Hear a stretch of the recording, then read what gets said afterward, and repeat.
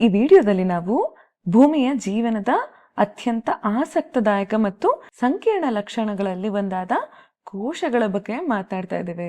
ಆದ್ರೆ ಅದಕ್ಕೂ ಮುಂಚೆ ನನ್ನ ಚಿಕ್ಕ ವಯಸ್ಸಿನ ನೆನಪುಗಳನ್ನ ಸ್ವಲ್ಪ ಮೆಲ್ಕ್ ಹಾಕ್ತೀನಿ. ನಾನು ಚಿಕ್ಕವಳಿದ್ದಾಗ ಈ ಬ್ಲಾಕ್ಗಳೊಂದಿಗೆ ಆಟ ಆಡ್ತಾ ಇದ್ದೆ. ಅವುಗಳಿಂದ ವಸ್ತುಗಳನ್ನ ನಿರ್ಮಿಸೋದ್ರಲ್ಲಿ ನನಗೆ ಬಹಳ ಸಂತೋಷವಾಗ್ತಿತ್ತು. ನಾನು ಅದರಲ್ಲಿ ವಿವಿಧ ಆಕಾರ ಮತ್ತು ಗಾತ್ರದ ಬ್ಲಾಕ್ಗಳನ್ನ ಬಳಸಿ ಮನೆಗಳನ್ನ ಹಾಗೂ ಕಾರುಗಳನ್ನ, ವಿಮಾನಗಳನ್ನ, ಹೀಗೆ ಬಹಳ ವಸ್ತುಗಳನ್ನ ತಯಾರಿಸ್ತಿದ್ದೆ.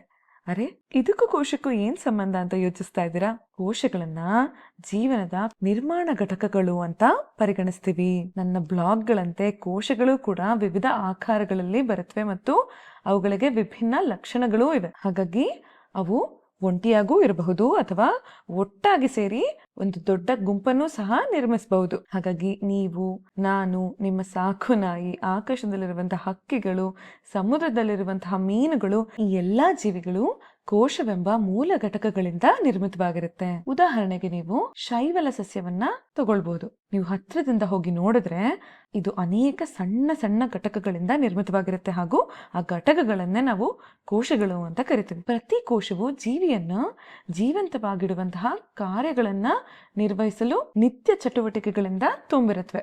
ವಾಸ್ತವವಾಗಿ ಜೀವನಕ್ಕೆ ಅಗತ್ಯವಿರುವಂತಹ ಎಲ್ಲಾ ಕಾರ್ಯಗಳು ನಿರ್ವಹಿಸಬಲ್ಲ ಅತ್ಯಂತ ಸಣ್ಣ ಘಟಕವೇ ಕೋಶ. ಉದಾಹರಣೆಗೆ ಎಲ್ಲಾ ಕೋಶಗಳು ಪೋಷಕಾಂಶ ಮತ್ತು ನೀರನ್ನ ಹೀರ್ಕೊಳ್ತವೆ ಹಾಗೂ ತ್ಯಾಜ್ಯವನ್ನ ಹೊರಹಾಕ್ತವೆ. ನಂತರ ಶಕ್ತಿಯನ್ನ ಬಳಸ್ತವೆ ಮತ್ತು ತಮ್ಮ ಪರಿಸರದಲ್ಲಿರುವಂತಹ ವಸ್ತುಗಳೊಂದಿಗೆ ಸಂವಹನ ಮಾಡುತ್ತವೆ. ಹಾಗಾಗಿ ಈ ಕಾರ್ಯಗಳು ಮತ್ತು ಕೋಶಗಳು ನಿರ್ವಹಿಸುವ ಇನ್ನೂ ಅನೇಕ ಕಾರ್ಯಗಳೇ ನಮ್ಮ ಜೀವನವನ್ನ ನಡೆಸೋದಕ್ಕೆ ಸಾಧ್ಯವಾಗಿಸ್ತಿರೋದು. ಅನೇಕ ವಿವಿಧ ಕೋಶಗಳಿವೆ.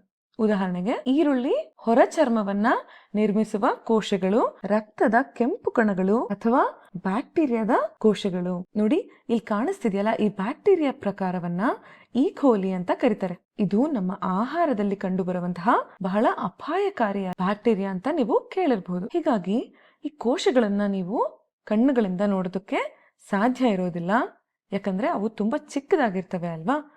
ಹಾಗಾಗಿ ಅವುಗಳನ್ನ ನೋಡೋದಕ್ಕೆ ನಾವು ಮೈಕ್ರೋಸ್ಕೋಪ್ ಅನ್ನ ಬಳಸ್ತೀವಿ, ಅಂದ್ರೆ ಸೂಕ್ಷ್ಮದರ್ಶಕವನ್ನ ಬಳಸ್ತೀವಿ. ವಾಸ್ತವವಾಗಿ ಇಲ್ಲಿರುವಂತಹ ಎಲ್ಲಾ ಚಿತ್ರಗಳನ್ನು ನಾವು ಮೈಕ್ರೋಸ್ಕೋಪ್ ನ ಸಹಾಯದಿಂದನೇ ತೆಗೆದುಕೊಂಡಿದ್ದೀವಿ. ಈಗ ಮತ್ತೊಂದು ವಿಷಯ ಏನಪ್ಪಾ ಅಂತಂದ್ರೆ, ಕೆಲವು ಜೀವಿಗಳು ಒಂದೇ ಕೋಶದಿಂದ ನಿರ್ಮಿತವಾಗಿರುತ್ತೆ ಮತ್ತು ಇನ್ನು ಕೆಲವು ಜೀವಿಗಳು ಅನೇಕ ಕೋಶಗಳಿಂದ ನಿರ್ಮಿತವಾಗಿರುತ್ತೆ. ಹೀಗಾಗಿ ಒಂದೇ ಕೋಶದಿಂದ ನಿರ್ಮಿತವಾದ ಜೀವಿಗಳನ್ನ ನಾವು ಏಕಕೋಶೀಯ ಜೀವಿಗಳು ಅಂತ ಕರಿತೀವಿ ಹಾಗೂ ಅನೇಕ ಕೋಶಗಳಿಂದ ನಿರ್ಮಿತವಾಗಿರುವಂತಹ ಜೀವಿಗಳನ್ನ ನಾವು ಬಹುಕೋಶೀಯ ಜೀವಿಗಳು ಅಂತ ಕರಿತೀವಿ. ಏಕ ಅಂದರೆ ಒಂದೇ ಕೋಶ ಮತ್ತು ಬಹು ಅಂದ್ರೆ ಅನೇಕ ಕೋಶಗಳು ಅಂತ ಅರ್ಥ. ಏಕಕೋಶೀಯ ಜೀವಿಯ ಉದಾಹರಣೆ ಅಂದ್ರೆ ನಾನು ಆಗ್ಲೇ ಹೇಳಿದ್ನಲ್ಲ, ಈ ಕೋಲಿ ಬ್ಯಾಕ್ಟೀರಿಯಾವನ್ನ ನೀವು ಏಕಕೋಶೀಯ ಜೀವಿಯ ಉದಾಹರಣೆಯಾಗಿ ಪರಿಗಣಿಸಬಹುದು.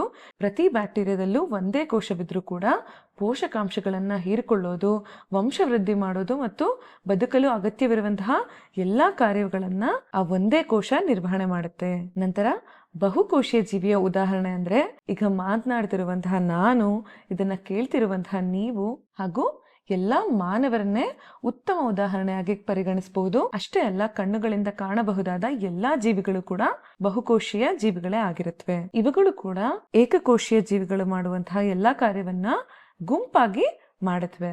ಉದಾಹರಣೆಗೆ ಕೆಲವು ಕೋಶಗಳು ಜೀವಿಗೆ ಪೋಷಕಾಂಶಗಳನ್ನ ಹೀರಿಕೊಳ್ಳೋದಕ್ಕೆ ಸಹಾಯ ಮಾಡಿದ್ರೆ ಇನ್ನ ಕೆಲವು ಮಾಹಿತಿ ಪ್ರಸಾರ ಮಾಡುತ್ತವೆ ಅಥವಾ ಬ್ಯಾಕ್ಟೀರಿಯಾದಲ್ಲಿ ಮತ್ತು ವೈರಸ್ಗಳ ವಿರುದ್ಧ ರಕ್ಷಣೆ ನೀಡುತ್ತವೆ. ಹೀಗೆ ಇವುಗಳು ಗುಂಪಾಗಿ ಕೆಲಸವನ್ನ ಮಾಡುತ್ತವೆ. ಹೀಗಾಗಿ ನಿಮಗೆ ಕೋಶಗಳ ಬಗ್ಗೆ ಒಂದು ಕಲ್ಪನೆ ಮೂಡಿದೆ ಅಂತ ಭಾವಿಸ್ತೀನಿ. ಈ ವಿಭಿನ್ನ ರಚನೆ ಮತ್ತು ಕಾರ್ಯಗಳನ್ನ ಹೊಂದಿರುವಂತಹ ಕೋಶಗಳು ಸೇರಿ ನೋಡಿ ಈ ಮುದ್ದಾದ ಬೆಕ್ಕಿನಂತೆಯೇ ದೊಡ್ಡ ಜೀವಿಗಳನ್ನ ನಿರ್ಮಿಸ್ತವೆ. ಕೋಶಗಳು ಮತ್ತೆ ಜೀವಿಗಳ ಬಗ್ಗೆ ಒಟ್ಟುಗೂಡಿಸಿ ಹೇಳೋದಾದ್ರೆ ಎಲ್ಲಾ ಜೀವಿಗಳು ಕೋಶಗಳಿಂದ ನಿರ್ಮಿತವಾಗಿವೆ ಮತ್ತು ಜೀವಿಗಳು ಏಕಕೋಶೀಯವಾದ್ರೂ ಆಗಿರಬಹುದು ಅಥವಾ ಬಹುಕೋಶೀಯವಾದ್ರೂ ಆಗಿರಬಹುದು.